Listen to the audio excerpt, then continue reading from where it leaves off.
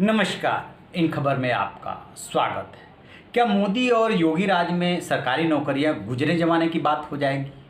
क्या ये मान लिया गया है कि सरकारी नौकरी वालों की ज़रूरत नहीं है?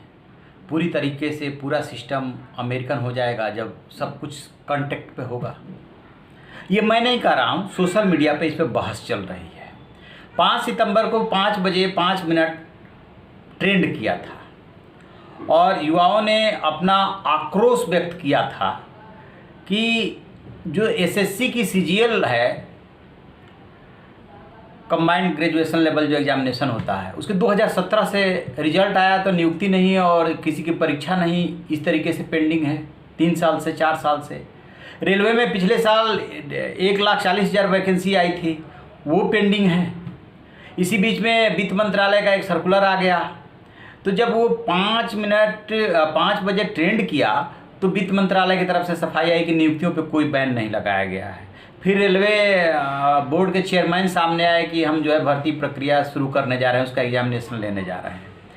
अब जो आ रही है उत्तर प्रदेश से खबर आ रही है, हालांकि अभी इसकी किसी सर्कुलर के माध्यम से या किसी सरकारी प्रवक्ता ने कोई पुष्टि नहीं की है।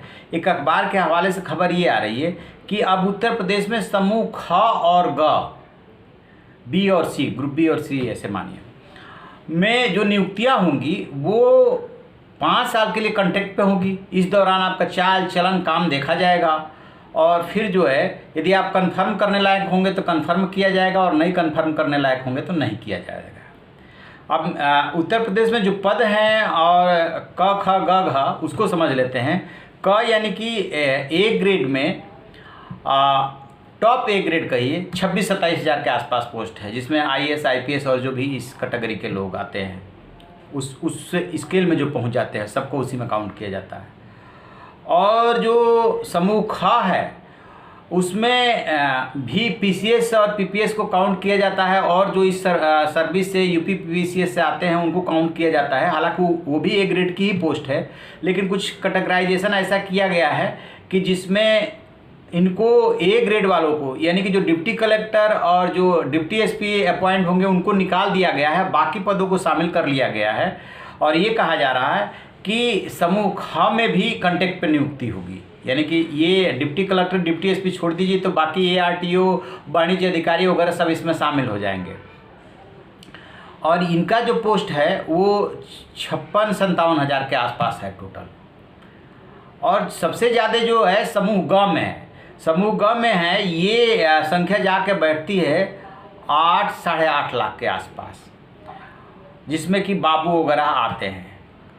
तो इसमें अभी ये कहा जा रहा है, घ की चर्चा नहीं की गई है कि घ में क्या होगा, और ए को निकाल दिया गया है टॉप वाले को, मतलब आप डबल ए उसको बोल लीजिए। तो जो समूह घ है उसमें भी 3-3.5 लाख पोस्ट है। तो ये कह रहे हैं कि अब जो है संविदा के आधार पर पहले जैसे सब कुछ वैसे ही प्रोसेस होगा, लेकिन जो आपकी नियुक्ति होगी वो संविदा के कॉन्ट्रैक्ट पे होगी। और यदि 5 साल के दौरान आपने ठीक कामकाज नहीं किया तो फिर आपको टाटा बाय बाय कर दिया जाएगा। अभी तक क्या प्रोविज़न है कि प्रोबेशन पे रखा जाता है, 1 साल का होता है और उसको बढ़ाया जा सकता है और 1 साल तक। तो दरअसल वो पीरियड जो होता है प्रोबेशन वाला, वो ट्रेनिंग का पीरियड होता है। सामान्य तौर पे कोई भी कर्मचारी जब नियुक्त होता है तो डिसिप्लिन होकर के समय पे आना जाना, काम सीखना वो करता है। बहुत कम लोग होते हैं जो उस दौरान नेतागिरी करते हैं।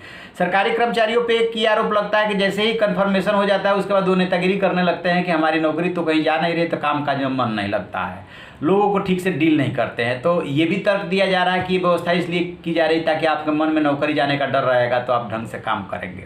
देखिए, डर पैदा करके ढंग से काम करेंगे, ये तो ये बात मतलब हो सकता है कुछ % तक सही हो, लेकिन इसमें इसलिए दम नहीं है कि डर के बजाय यदि उनमें सेवा भाव भरा जाए कि ये आपकी ड्यूटी है, करना है, लोगों की सेवा के लिए आपकी नियुक्ति हुई है, तो वो लंबा चलता है। डर पैदा करके बहुत लंबा आप नहीं चला सकते। और जिस तरीके से सरकारी नौकरियों को खत्म किया जा रहा है, जिस देश में 65% युवा हो, जिसको लेकर के प्रधानमंत्री नरेंद्र मोदी बार बार जिक्र करते हो, और उन युवाओं के हाथ में काम ना हो, तो अंदाज़ा लगाइए कि फिर युवा वो आपके लिए समस्या बन सकता है। तो मोदी राज हो या योगी राज हो या और कोई भी राज आने वाला हो, युवाओं के दोनों हाथों को काम तो देना होगा। यदि नहीं देंगे तो फिर आगे चल करके और ज़्यादा समस्या बढ़ेगी। वो इस कोविड-19 के दौर में युवाओं में क्या क्या फ्रस्ट्रेशन है, स्टूडेंट्स में क्या क्या फ्रस्ट्रेशन है, रोजगार रोजगार नहीं है। जिन लोगों के पास रोजगार था, 12 से 14 करोड़ लोगों का रोजगार चला गया है। जो युवा पढ़ रहे हैं, उसके जो पेरेंट्स नौकरी में थे, उनमें बहुतों की नौकरी नहीं रही, फीस देने के लिए पैसा नहीं है। और इस दौर में यदि ऐसी खबर मिले कि नहीं अब तो गुजरे जमाने की सरकारी नौकरी हो गई यूपी में, तो क्या गुजरेगी, क्या लोग सोचेंगे, आप अंदाजा लगा सकते हैं। 17 सितंबर को प्रधानमंत्री नरेंद्र मोदी का जन्म दिवस है। उस दिन को राष्ट्रीय बेरोजगार दिवस के रूप में मनाने की तैयारी कर रही है कांग्रेस, युवा कांग्रेस। युवा कांग्रेस का काम है राजनीति करना, वो राजनीति करे, लेकिन हमारा जो मतलब है युवाओं से है कि युवाओं के धैर्य की परीक्षा न ली जाए। चलिए देखते हैं क्या होता है। तो आप ऐसी खबरों के लिए देखते रहिए हमारा डिजिटल चैनल इन खबर। Thank you. इन खबर चैनल को सब्सक्राइब करें और